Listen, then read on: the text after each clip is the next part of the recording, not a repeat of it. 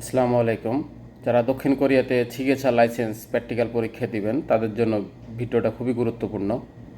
Practical পরীক্ষায় যে চারটা বিষয় সবচাইতে বেশি গুরুত্বপূর্ণ বা যে চারটা বিষয় ফলো করলে পাস করা 100% সম্ভব। প্রথমত হচ্ছে যে আপনাকে প্রথমেই চিকিৎসাতে ওঠার পর 1 নাম্বার হচ্ছে যে সেফটি বেল্ট বাঁধতে হবে। 2 নাম্বার হচ্ছে যে আপনার 2 নাম্বার হচ্ছে যে সময় 4 মিনিটের মধ্যে আপনাকে গোটা পরীক্ষাটা শেষ করতে হবে। 3 নাম্বার হচ্ছে যে ফ্যারেট যেন পড়ে না যায়, প্যালেট ছিগেছা থেকে যেন পড়ে না যায়। আর 4 নাম্বার হচ্ছে যে রাস্তার যে লাইন আছে, লাইন ডানে বামে দু সাইড লাইন যেন ক্রস না করে। এই চারটা জিনিস যদি আপনারা ঠিকভাবে করতে পারেন তাহলে ইনশাল্লাহ পাস হবেন।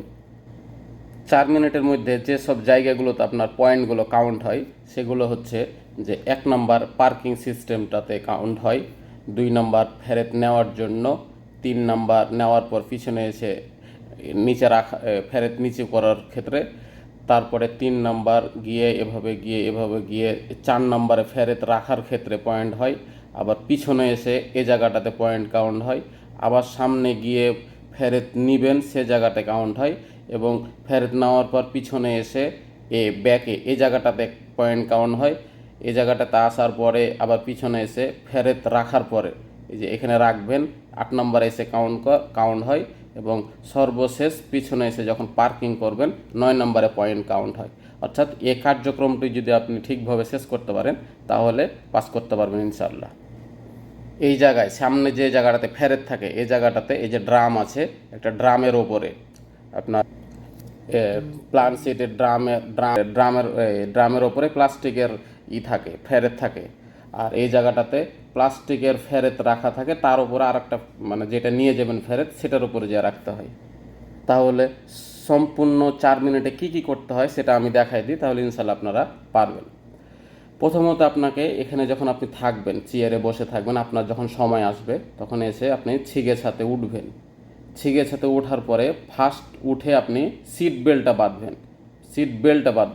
বেল্টটা বাঁধলে আপনার 1 মিনিটের মধ্যে যে 3টা কাজ করতে হবে সেটা হচ্ছে এখানে বসে থাকা অবস্থায় ব্রেকে পা দিয়ে রাখবেন, এবং আপনার পার্কিং ব্রেকটা ছাড়বেন মানে অন করবেন, এবং জনজিন লিভারটা সামনে করবেন, এবং সিগেসার যে ফোক আছে ঠ্যাং দুটা, এই ফোক দুটাকে আপনি 20 থেকে 30 সেন্টিমিটার একটু ওপরে চাড়বেন, যেহেতু মাটি বরাবর লেগে থাকে। এই তিনটা কাজ আপনি এই তিনটা কাজ আপনি 1 মিনিটের মধ্যে করবেন। এবং এখানে ছিগেছাতে উঠার পরে বেল্ট বাঁধার পরে, মাজার বেল্ট বাঁধার পরে হাত চাড়বেন, মানে আপনি প্রস্তুত। তারপরে 3টা কাজ করবেন। 3টা কাজ শেষ হলে আপনি সামনে যাইতে থাকবেন। সামনে গেলে আপনার এই যে লাল দাগটা আছে এখান থেকে গাড়ি আপনার ছিগেছার সামনের চাকা যখন ক্রস করবে তখন থেকে আপনার পয়েন্ট গণনা শুরু হবে, অর্থাৎ 4 মিনিট এখান থেকে শুরু হবে। এখান থেকে শুরু করার পরে আপনি সামনে যাবেন, গিয়ে ড্রামের ওপরে ফেরেটটাকে সম্পূর্ণ ধরবেন। ধরার পরে একটু ওপরে চাড়বেন এবং টিল্ট ব্যবহার করে একটু পিছনে কাত করবেন। তারপরে গাড়িটা আপনি ব্যাকে নেবেন। ব্যাকে নেওয়ার পরে এই 3 নাম্বার পজিশনে যখন আসবেন, মানে ড্রাম ছেড়ে যখন পিছনে আসবেন, তখন ফ্যারেটটাকে নিচে নামাই দেবেন। নিচে কতটুকু রাখবেন? নিচে হচ্ছে মাটি থেকে 20 থেকে 30 সেন্টিমিটার পর্যন্ত উঁচু রাখবেন, সম্পূর্ণ মাটিতে রেখে দিলে হবে না। তারপরে করবেন কি, এই জায়গাটাতে আসার পরে আপনি পিছনে কত দূর আসতে পারবেন, এই যে আপনার ক্রস দাগ আছে এর পিছনে আসতে পারবেন না, এ বরাবর মধ্যে, অর্থাৎ এই জায়গাটার মধ্যে আপনাকে প্রস্তুত নিতে হবে। এই জায়গাটাতে যখন ফ্যারেটটা নিচে রাখবেন, রাখার পর পিছনে ঘুরবেন, তখন এভাবে সোজা আসবেন না, হালকা পরিমাণ এভাবে আসার পরে হালকা পরিমাণ একটু বাঁকে আসবেন। কারণ হচ্ছে আমরা বামে যাব, বামে আসার জন্য একটু বাঁকে কাটবেন। একটু হালকা সোজা আসার পরে এভাবে একটু বাম দিকে আসবেন। বাম দিকে আসার পরে তখন সম্পূর্ণটা স্টিয়ারিং ঘুরাই দিবেন বাম দিকে, এভাবে বামে যাওয়ার জন্য প্রস্তুতি নেবেন। তাহলে এই জায়গাটাতে বামে একটু সাইড হলে কি এই জায়গাটাতে সুন্দরভাবে প্রবেশ করতে পারবেন। এবং এটা যদি সোজাসুজি পিছনে চলে আসেন, সোজা পিছনে আসার পর যদি এই জায়গাটাতে বাঁকে যান, তাহলে আপনার ছিগেছার পিছন চাকাটা সাইড লাইনে ক্রস করবে, তখন ফেল হওয়ার সম্ভাবনা থাকে। এজন্য এই জায়গাটা ফেরত নেওয়ার পরে হালকা এসে একটু বাঁয়ে কাটবেন। বাঁয়ে কাটার পরে তখন বাম দিকে যাবেন সোজা। বাম দিকে যাওয়ার পরে মাঝে আসবেন, মাঝে এসে এবার ডান দিকে যাবেন, 3 পজিশনে যাবেন। 3 পজিশনে যাওয়ার পরে এবার বামে আসবেন। বামে এসে এই জায়গাটাতে যেয়ে একবারে এমনভাবে ঢুকবেন যেন ফেরেতের ওপরে সোজাভাবে বসাইতে পারেন। তাহলে ফেরেটটা রাখবেন, রাখার পরে আপনি রেখে দিয়ে ছিগেছার ফোক দুটা সমান্তরাল করে পিছনে আসবেন। পিছনে আসার পরে আপনার ছিগেছার সামনের চাকাটা এই জায়গাটা ক্রস করতে হবে। আমি দেখাই দিই, এই যে ক্রস আছে, এই যে হুজিনসন, এই হুজিন পিছনের চাকাটা, এটা সামনের চাকা আপনাকে ক্রস করতে হবে। পিছনে আসবেন, পিছনে আসার পরে তারপরে আপনি আবার সামনে যেয়ে ফেরেটটা নেবেন। নেওয়ার পরে আবার হালকা একটু চাড়বেন, তিল্থ ব্যবহার করে কাত করবেন পিছনে, করার পরে ব্যাকে আসবেন। ব্যাকে ওপরে অর্ধেক হচ্ছে সামনে, অর্ধেক হচ্ছে ব্যাকে পিছনে। পিছনে আসার পরে এই জায়গাটাতে আবার সাবধানে এই জায়গাটা ক্রস করুন, পিছনে আসবেন।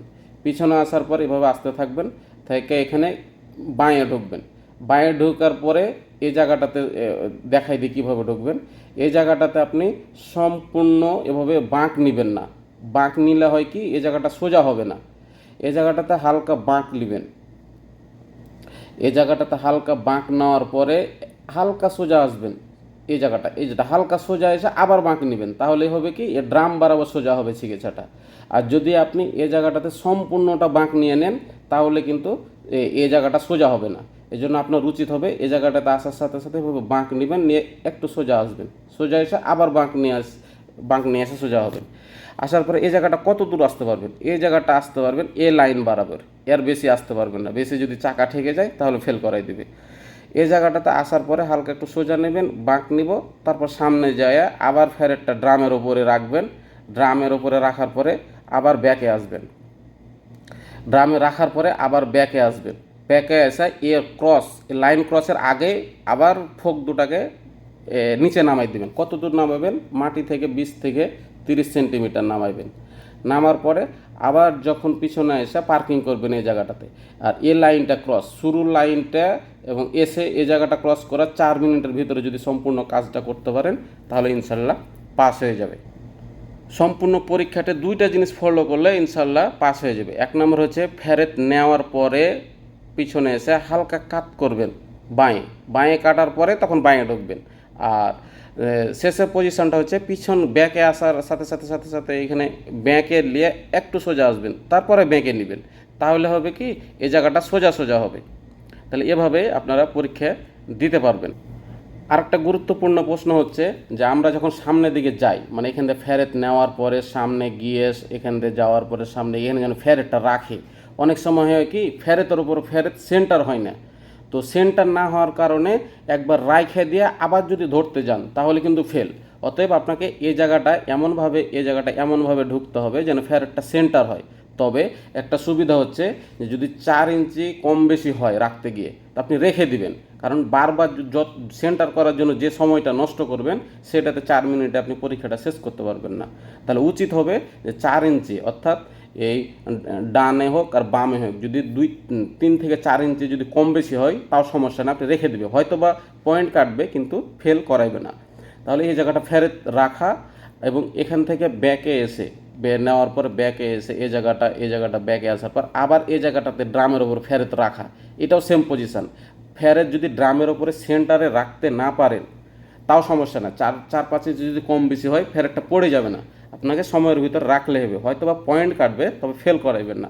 রাখার পরে আপনি 4 মিনিটের আগে এসে এখানে ছুঁচা ব্রেক করবেন, মানে পার্কিং করবেন। পার্কিং করার সময় ক্ষেত্রে আপনার যে জায়গাটা গুরুত্বপূর্ণ সেটা হচ্ছে নর্মালি চালানোর সময় আমরা 20 থেকে 30 সেন্টিমিটার ফোকটা উঁচু করি, কিন্তু এইখানে পার্কিং করার সময় আপনি মাটি বরাবর লাগাই দেবেন একবারে মাটিতে, না হলে বেশি পয়েন্ট কাটা যাবে। তাহলে আমি যে বর্ণনাটা দিলাম সে বর্ণনাটা যদি বুঝতে আপনাদের অসুবিধা হয় তাহলে ইউটিউবে একটা ভিডিও আছে, আমি আপনাদের ভিডিওটা দিয়ে দিচ্ছি, তাহলে দেখলে আপনারা ইনশাল্লাহ পাস করতে পারবেন। ইউটিউবে যাওয়ার পরে আপনারা যদি এই যেখানে দেখেন ছিগেছা খিনুংসা সিলগিসিয়ম এই জায়গাটা যদি লেখা সার্চ দেন তাহলে এরকম একটা ভিডিও আসবে, এই যে 14 মিনিট 39 সেকেন্ডের একটা ভিডিও আসবে। এই ভিডিওটা যদি আপনারা ইউটিউবে 2-3 বার দেখেন ইনশাল্লাহ পাস করতে পারবেন। তো জি, সবার জন্য শুভকামনা। আসসালামু আলাইকুম।